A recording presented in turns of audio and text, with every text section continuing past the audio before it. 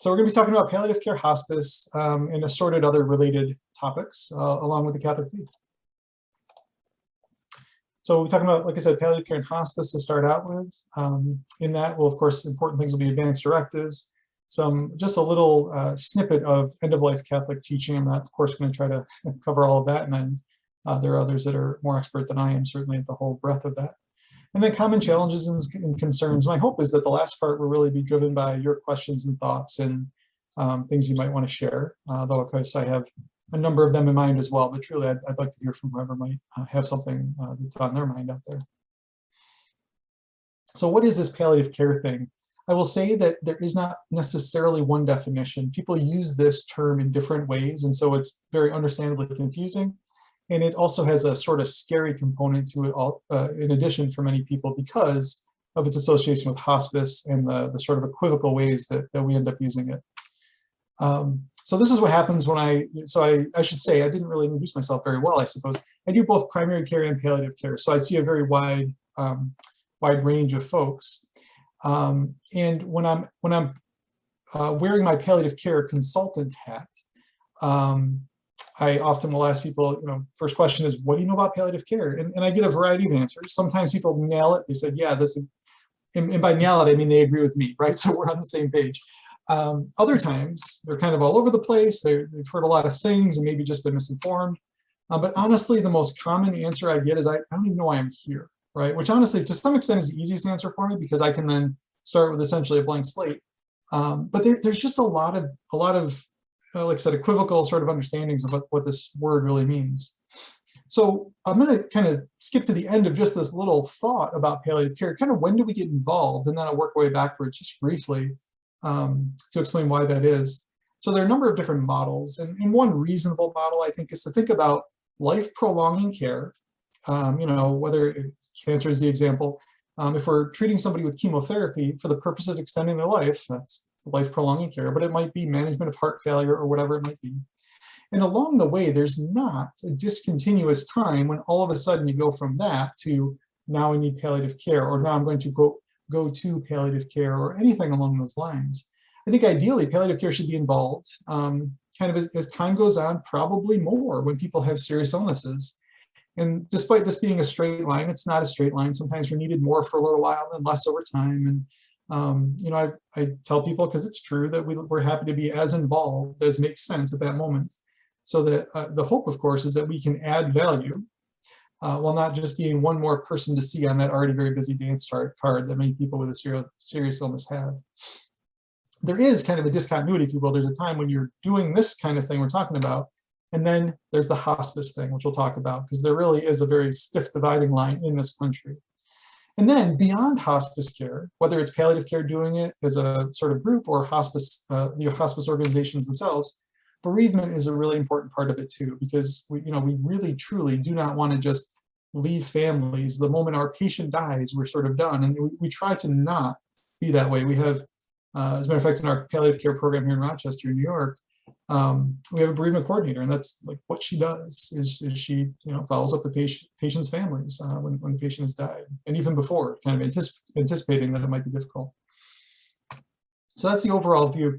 What does the World Health Organization do? I sort of pick them as my straw man, except they really exist.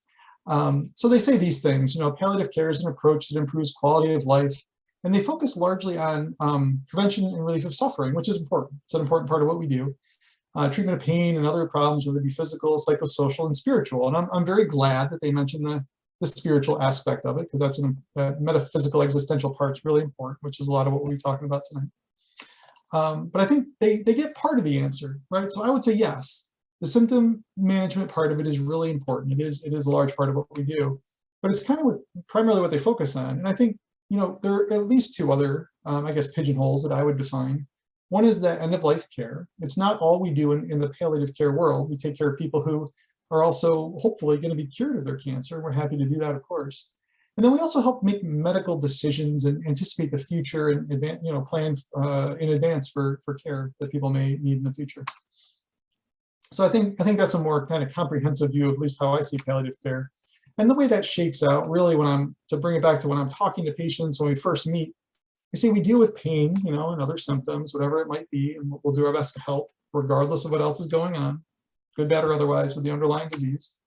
And then we try to figure out what matters to that patient and help them make sure that they're getting what they need when they need it, so that they're not, we're not simply doing things to them, if you will. So that's palliative care. So then the question is, well, geez, how is that different from hospice? And the answer is, philosophically, there's a lot of overlap. And it's worth recognizing that hospice is not a place in this country. There are places that we call hospices, as in their location. But hospice, when we refer to it in terms of caring for someone at the end of life, is not a place. It's not a place we go to, but rather it is a program in which we enroll. So we enroll in it. And those services, once we enroll in it, can be really done anywhere. Primarily home is the general idea. That's what really hospice is primarily set up to do. But it could be a skilled nursing facility, some other place here, some other kind of place. We have in Rochester here, this kind of homegrown phenomenon of comfort care homes, which are really wonderful, private owned, usually philanthropic driven and all that. And I know there are similar things across the country as well. And then of course, hospice will also help out in one way or another when someone has to be admitted to either an acute hospice facility / hospital, whatever the case may be. So those services really follow people around and try to support them where they are. And largely people want to be at home, so they largely help people stay at home, but they really, ideally, we should be helping people stay where they want to be and where they can be best cared for. So I mentioned that hospice kind of is not to some extent, but what is it? I said philosophically, there's a lot of overlap with palliative care and hospice. Hospice is just sort of more, or truly more focused on the end of someone's life. But I got to say, people say a hospice plan of care can be pursued without hospice enrollment, right? So if you're 65 or over, you're automatically enrolled in Medicare Part A, congratulations, whether you like it or not, more or less. And that's actually what hospice is paid through Medicare Part A. So it's relatively easy to get if you qualify based on the checkboxes you have to check off. But geez, if you're under 65, it depends on your insurance plan. And I don't know anyone ever, I'm not aware of anyone, including myself, who's chosen a healthcare plan based on the hospice benefit. So I'll bet you most of us don't know what our hospice benefit is unless we've been in a position where we had to find out kind of at a hard time. So there are people who just like, it's $400 a day for hospice, and they say, nobody can do that. So we can still take care of people, with the help of primary care, oncology, whatever it might be, heart failure, palliative care, and we can take care of people regardless of whether they're enrolled with hospice. Hospice, really, they'll do essentially anything to decrease distress, increase comfort, improve quality of life, those kind of things. I say almost because ultimately at the end of the day, they only have so much money. And so there are some things they can't do, like a big spine surgery or whatever it might be. But there are ways to make those things happen. It's just oftentimes hospice themselves can't pay for them. And truly the goal, ideally, should be to live life as well as possible for whatever time remains, truly to not lengthen or to shorten life on purpose. And it's really about, for me, not shortening life. And much of what we do relieves distress. And at the end of the day, when they study this, enrollment with hospice does not, or is, I should say, is not associated with shortening of life. It's just not. So we often think about the times perhaps when someone enrolls and they almost immediately die. But when they really study it with a kind of statistically appropriate sample size, there's really no signal there. There's no shortening or lengthening of life. And people tend to do better. So that's nice, and that's the philosophy. But at the end of the day, the hard reality is that hospice is an insurance benefit. And hence we have to either enroll or not. We're either in or we're out as adults. Kids, it's a little different. But I don't see kids, so I'm not as familiar with it. But the insurance benefit aspect of it, like I said, it's through Medicare Part A. Medicaid pays for it. Some private insurers, they have different deals. And one of the nice things is, at least through Medicare, it includes at least 13 months of family bereavement support, which gets you through that first anniversary anyway of someone's death. And that can be titrated. People don't have to say yes to that, but it's nice to have it. But this is the kind of hard reality, is that at the end of the day, hospice agencies get paid through through Medicare largely, and they have just so much money, and either you qualify or you don't. And just as an aside, hospice was truly set up for cancer, with cancer in mind anyway. So folks with like organ diseases, whether it's heart failure, liver failure, dementia, whatever, lung problems, it's often just harder to get enrolled because the prognosis, the likelihood someone's going to survive is just not as long, or not as certain, I should say. So sometimes it's hard to get qualified.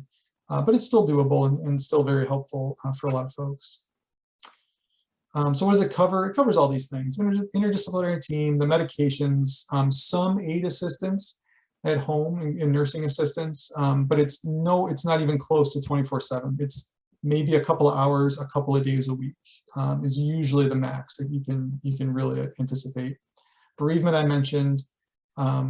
One of the really nice things is this potential for an admission to an acute hospice facility or hospital.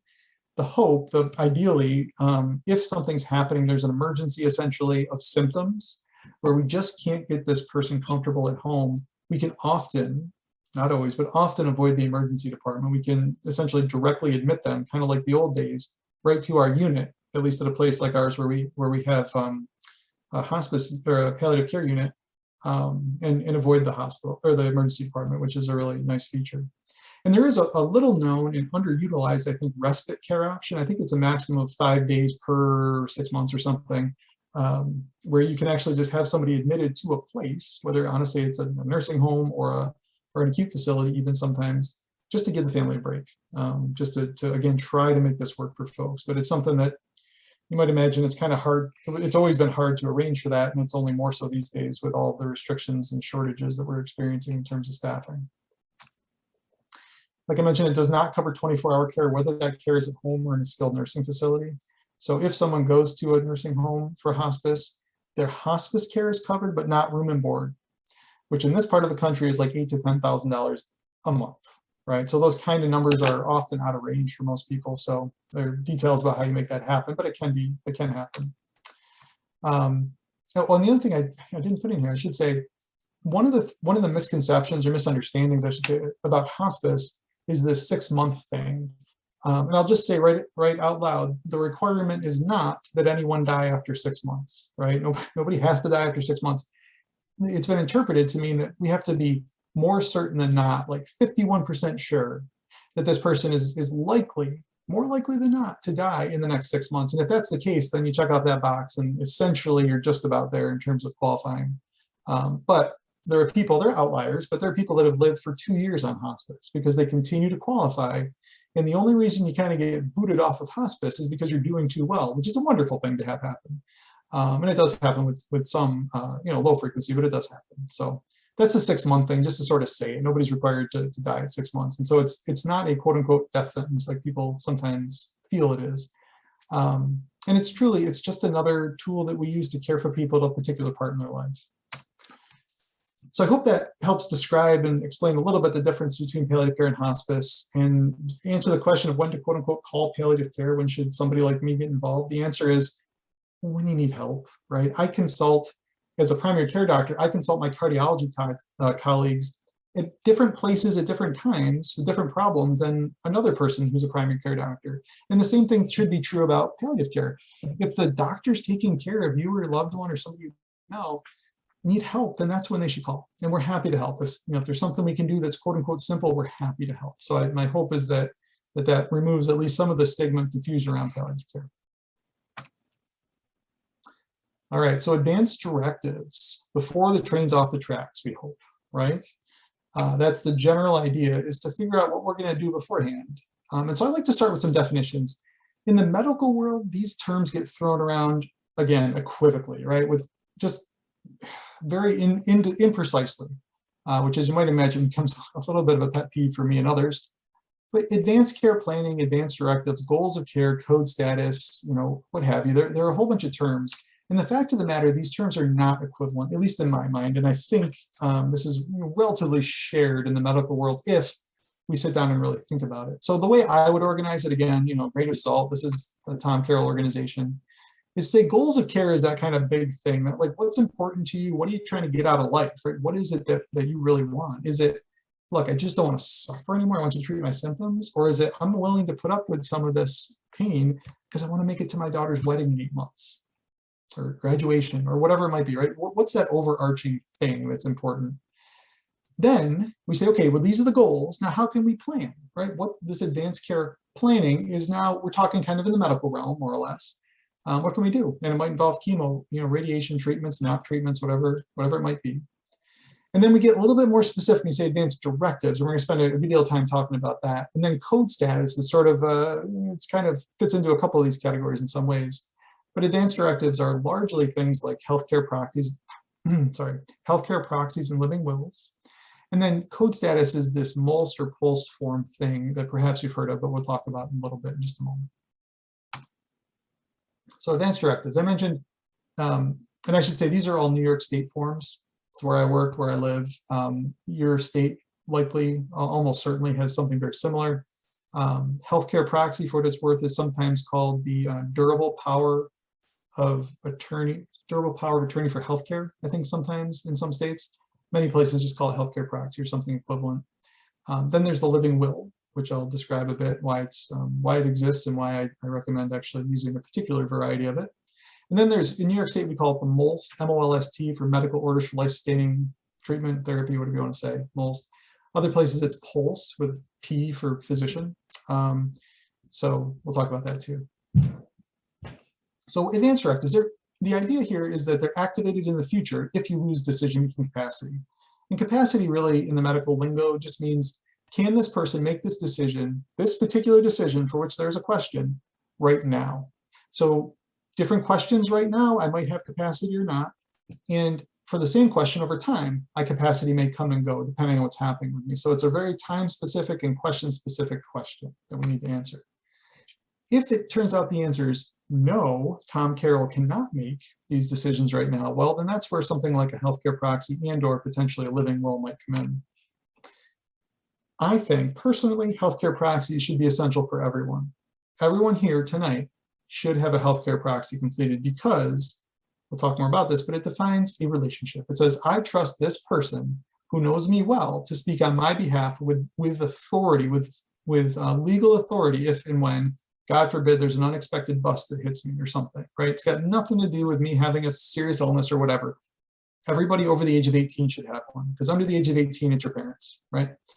So that's one of my many soapboxes, but healthcare proxies, we should all have.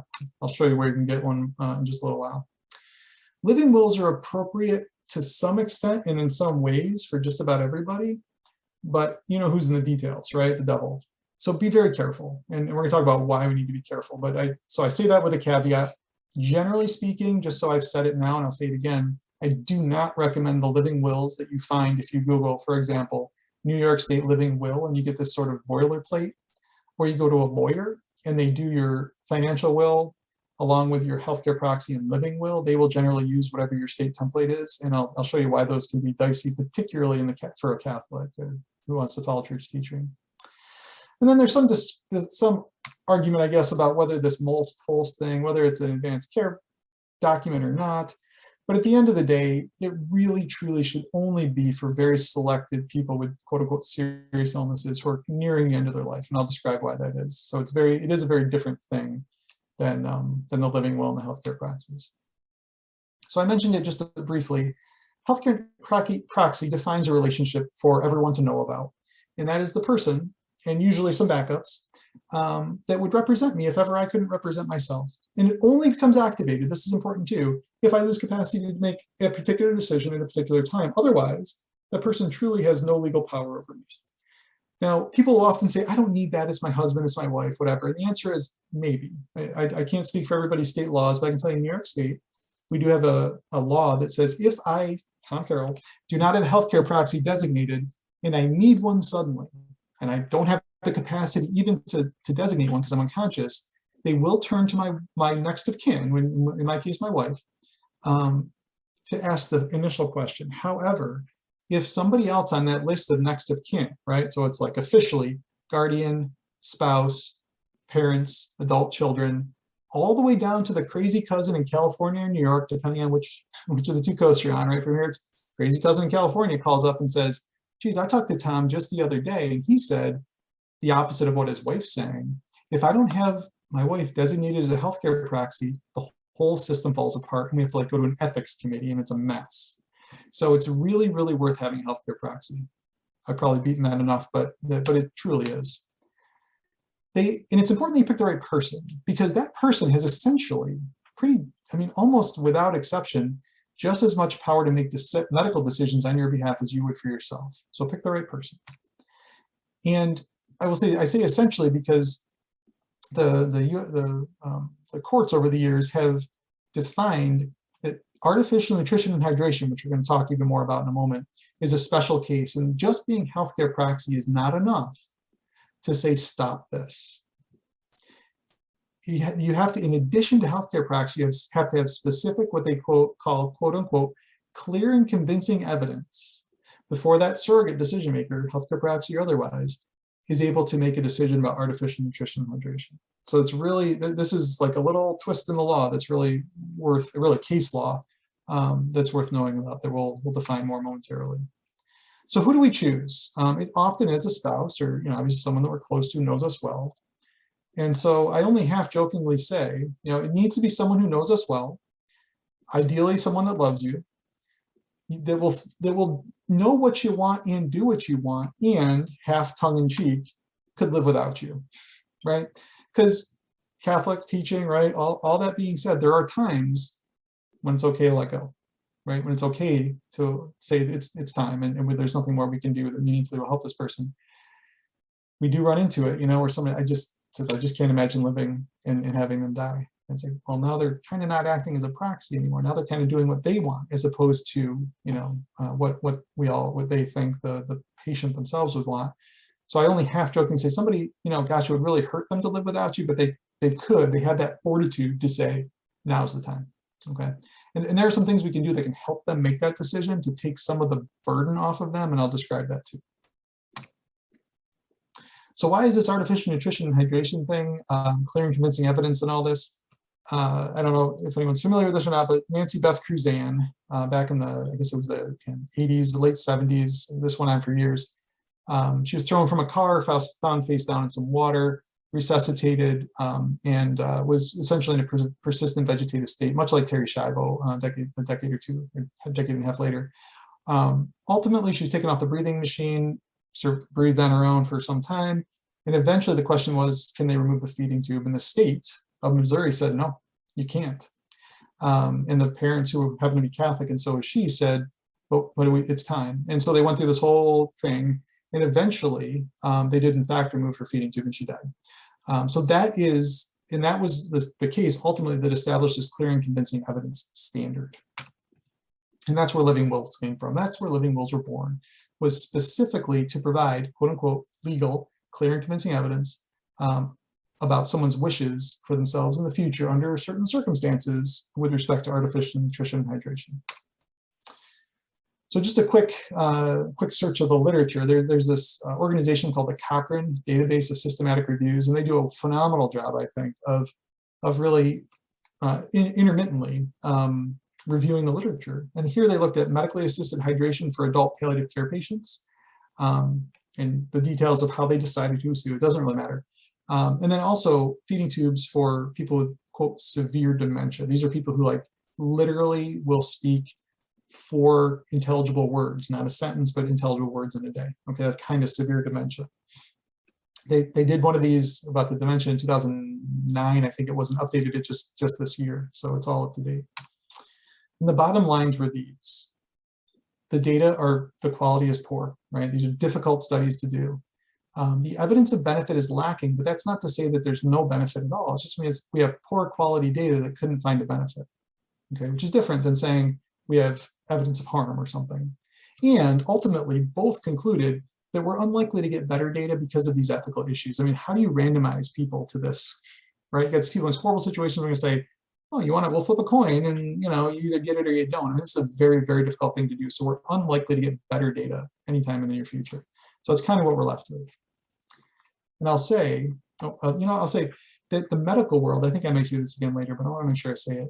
The medical world, by and large, not to be too broad a brush, but it's pretty accurate, are heavily against feeding tubes.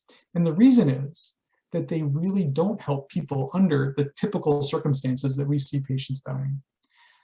But there are times when they're necessary. Truly, and the medical world agrees with this. If you have head and neck cancer, you can't swallow, you physically can't swallow, yeah, you need a feeding tube. But if you're dying of something else, you might not, right? So we're going to talk about that just a little bit as we go on here. So a living will tells us something about what you do and don't want under certain circumstances. I mentioned it really came along because of artificial nutrition and hydration, but they've expanded greatly. Yeah, the medical system is heavily against feeding tubes. We're just kind of biased against it as a group. The trouble with living wills, it's hard to anticipate the specific nature of what's going to happen in the future. You can't have this choose your own adventure where I can exhaustively come up with all the possibilities and tell you what to do. This is why we have healthcare praxis, right? So we have to be careful. And because of that, the healthcare praxis is just much more important.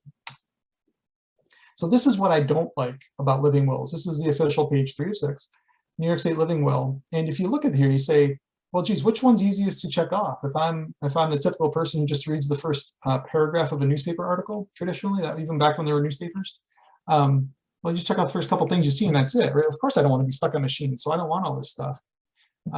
And it's much harder to say, well, geez, I want to prolong my life, what, forever? There's almost no middle ground here. And so this is why I really think it's a bad idea to fill one of these out. One of these boilerplates. And I'll show you a boilerplate that's much, much better from the Catholic perspective anyway, in just a little while. So just be aware of that. Mea culpa, by the way, my wife and I filled one of these out with a lawyer, not realizing it. It was like years until it finally hit me. I was like, oh, shoot, we gotta fix this. So it happens and it's okay, but you can actually go back to the lawyer and say, look, I want this fixed. And I'm going to show you a template that will work for us. So that's bad. Okay, just for clarity's sake, that's bad. Better is to take a look actually at your healthcare praxis form for your state. In New York State, there are 3 sections, as you might imagine, above section number 4. But in section number 4, it says you can kind of put specific limits on your agent's authority. So you can say they can make all my decisions except not this. So you can imagine like Jehovah's Witness may say something like, except I will accept 0 blood products ever, right? Or something like that. But here, you'll notice right underneath the lines where you have places to write, you can actually address artificial nutrition and hydration. So just by writing in here, something that I'm going to show you in just a moment, you can essentially remove the need for a living will entirely. So when I'm working in the office and I'm filling these out with people, we fill out a healthcare praxis, and then I write in here something like, I've discussed my wishes with my healthcare agent, and they know my wishes, including artificial nutrition and hydration. Guess what? That's clear and convincing, right? I don't have to say what my wishes are. I just have to say that I trust this person to make them, and that I reasonably believe that they know them. That's all you got to do. And then you sign the praxis, you get a couple witnesses, and that's official. So better, right? This is better because we've sort of narrowed it down to say the only thing I really care about limiting, well, at least I just want my proxy to be able to make these decisions. A better option yet is a Catholic living will. Now this again is from New York State, but there is a website, which I'm going to show you in a moment, which I believe the national website is called Now and at the Hour of Our Death. And here you can find, it's got this nice little packet, and it kind of goes through, and it's got, I don't know, 4 or 5 pages of explaining Catholic teaching around the end of life. And then there's essentially a healthcare praxis. And then there's this. I'm not going to necessarily read it all, but it describes Catholic teaching in a nutshell. And it says, although constituting a form of ordinary care, this artificial nutrition and hydration, they may be stopped under specific circumstances. And then it says it's never permissible to remove a feeding tube or any other form of life-saving treatment based on the belief the patient's life no longer holds value or the intention to terminate the patient's life. So you can read through these things for all the details, but the bottom line here is that it describes Catholic teaching. It says, I trust this person to make decisions, and they must make decisions in accordance with church teaching, if that's what you believe. There it is. So this is, I think, the best option. Again, if you want to follow church teaching, kind of to the T as best we can. So you can go to this, it's called www.catholicendoflife.org, okay? And then it's under the advanced directives section. This little thing over here, this little map, I think it's actually clickable. Like you just click on your state and it takes you to the documents that you'll be interested in. And they have very similar things to this one that was put out by the Conference of New York State Bishops. So catholicendoflife.org. All right, so now we're going to talk a little bit more about artificial nutrition and hydration, and then we'll finish up. So there's this old, oh, he's Catholic, so we can never stop it thing, right? Whatever that thing is. And the bottom line is that's not true, but the fact is that we have a very different threshold if we're following church teaching as best we can We have a very different threshold for stopping things than the secular medical world, secular bioethics or whatever would often conclude. So extraordinary care versus ordinary care. This comes from the Catechism.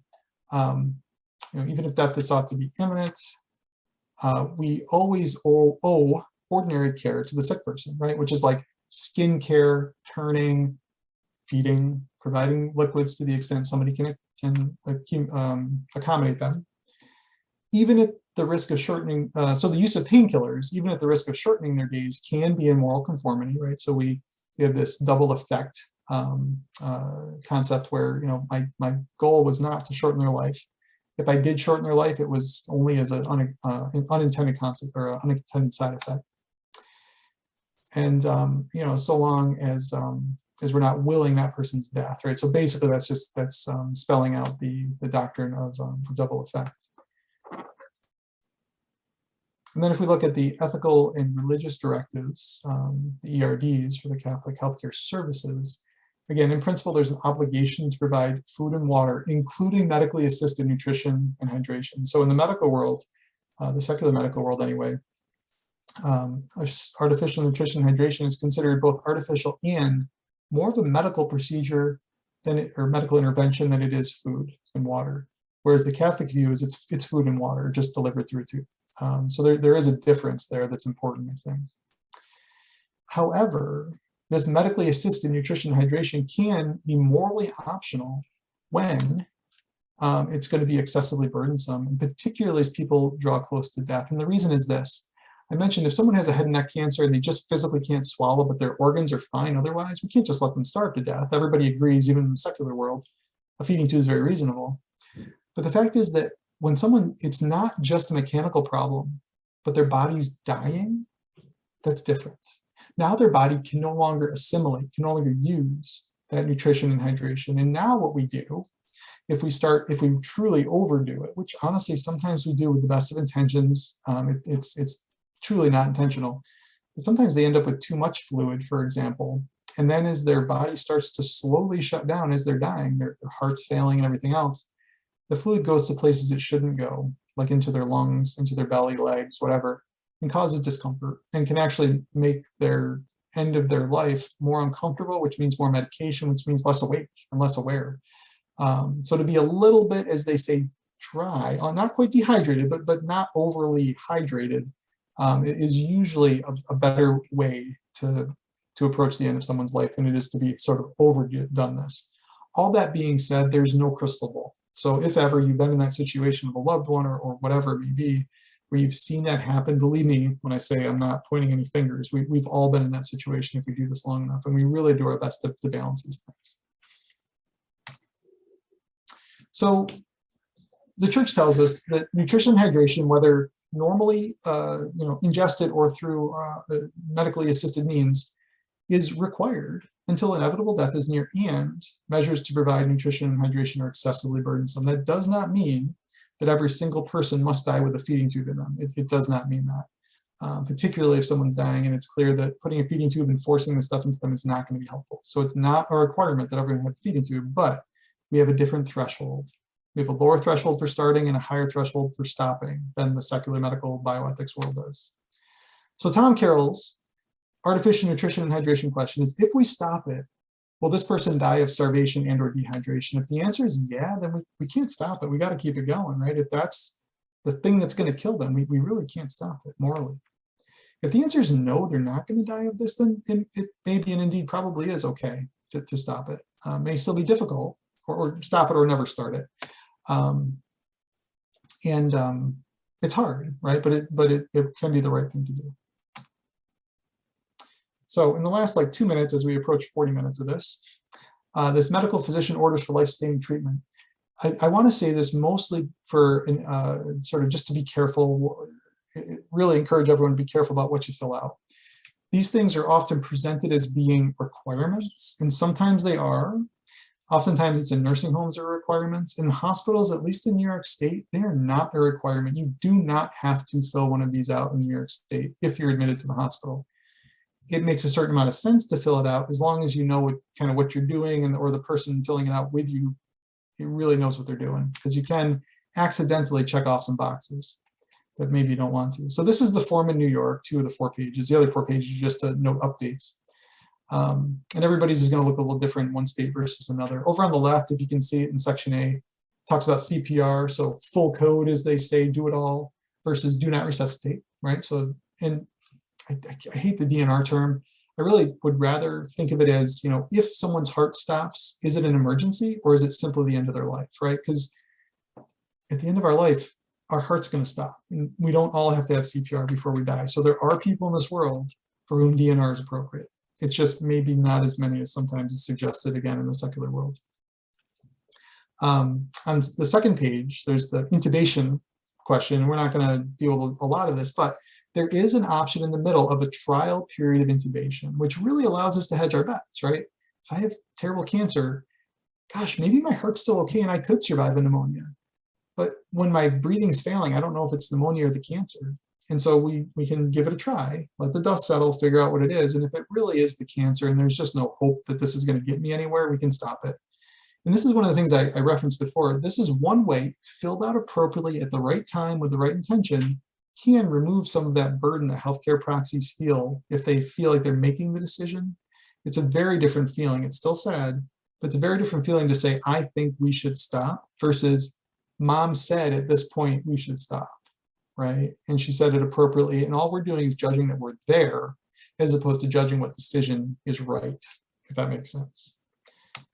Now, the artificial nutrition hydration thing. So this, it bothers me that this is even on the form, because this form was originally intended, these kind of forms were intended for emergencies. Like, we don't have time to think. If my heart stops, you got like 4 minutes before brain damage starts, which is an eternity, by the way, if you're like rushing around. But you can't ask a healthcare proxy what to do in that time. They couldn't possibly make an informed decision. I've run codes in the hospital. Code blue or whatever it is. You run to the room, and never has, the question has been, do we put in a breathing tube? The question has never been, do we put in a feeding tube? Ever. We always have time to think about this. So why this is on this form, you can debate the psychology or the reasons behind it. I can tell you one of the driving forces, one of the people behind this development of this form is Catholic. So you can ask yourself all sorts of questions about why it's on there, but it's on there. So it's really important to recognize. And again, much like that the living will before, what's the first one you'd see? Oh, no feeding tube. That's the easiest one to check, right? And that's bothersome to me. I do appreciate that there's at least a trial, option versus long-term feeding.